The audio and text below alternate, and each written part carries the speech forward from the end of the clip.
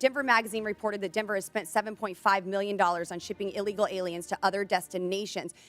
Mayor Adams, did Mayor Johnston ever coordinate with you and tell you that he was shipping illegal aliens to your city?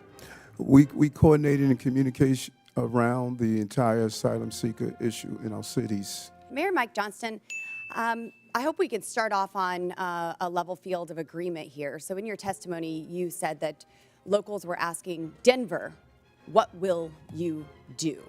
When they saw 10 to 11 buses coming in a day and 42,000 illegal aliens entering their city. Denver, what will you do? And in a Fox 31 interview in January, you blamed state law for not allowing the city of Denver to coordinate with ICE, resulting in Denver being a sanctuary city, saying, quote, the whole state is bound by our state law in this, which is pretty consistent in some of these practices, like everywhere in the state.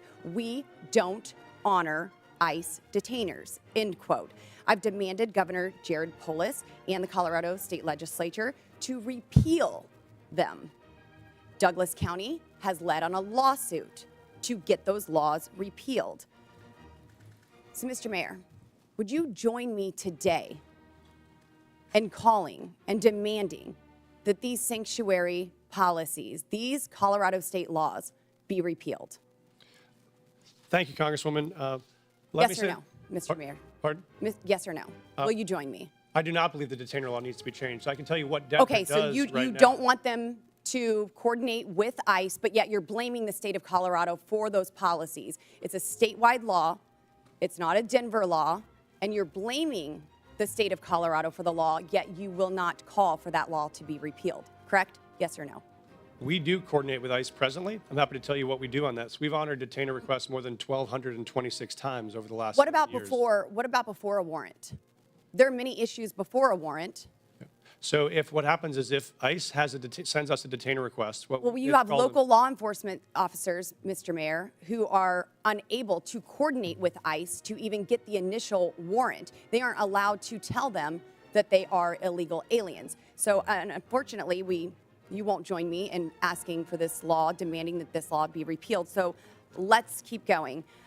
In 2017, Denver passed an ordinance that ensured any city employee who spoke with federal immigration authorities would be fired, among other policies that have led to local and national media outlets to call Denver a sanctuary city. So now let me ask you, would a city employee be fired for communicating with anyone from the EPA?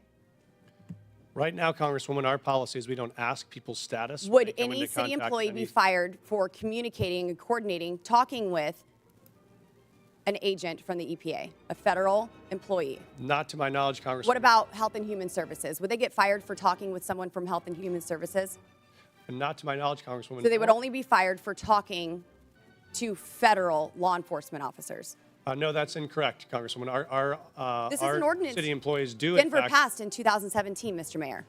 Our city employees do, in fact, communicate with ICE. We do coordinate on multiple things with ICE. For instance, if there is a violent criminal warrant in the city, we pursue that we're talking together. Before the warrants, Mr. Mayor. There are issues happening before warrants are issued, and local law enforcement officers are unable to coordinate because there is no warrant. And your ordinance says that a city employee would be fired for communicating with federal law enforcement. So you've been mayor for 600 days. Have you ever called for that ordinance to be repealed? We are not unable to coordinate with ICE right now. We're in communication with ICE right now. Only if there is a warrant, but I'm talking prior to the warrant.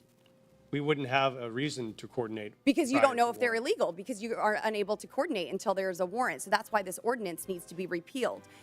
So now the 600 days, there's been no time to ask for this to be repealed. You did have a newcomer's playbook, 25 pages. You had time to put that together. And you had time to agree with the city council to authorize up to $2 million to pay Joe Biden's former lawyer, his law firm, to help cover your ass for Denver's sanctuary city policies for this hearing, correct? Thank you, Congresswoman. We have council. Did you authorize that spending? We have counsel to support this committee's investigation into any documents you may have. That is a year-long contract for the 13,000 city employees. And your budget you may is request documents from. seriously declining. Denver Magazine reported that Denver has spent $7.5 million on shipping illegal aliens to other destinations. Mayor Adams, did Mayor Johnston ever coordinate with you and tell you that he was shipping illegal aliens to your city? We coordinated in communication around the entire asylum seeker issue in our cities. So I've heard that Denver crime went down. Well, Aurora's crime went up because you were also shipping them to Aurora. And we have documentation that I don't have time to discuss here in this hearing that proves you were shipping illegal aliens to Aurora. Their crime was increasing while you were hiding under laws that you will not demand be repealed, ordinance from your city. And then crime was going up from Trinidad Aragua gangs vandalizing apartment owners. Thank you, Mr. Chairman, and I hope that we can get this We have a resolved in 5-minute Colorado. rule, Mr. Chairman.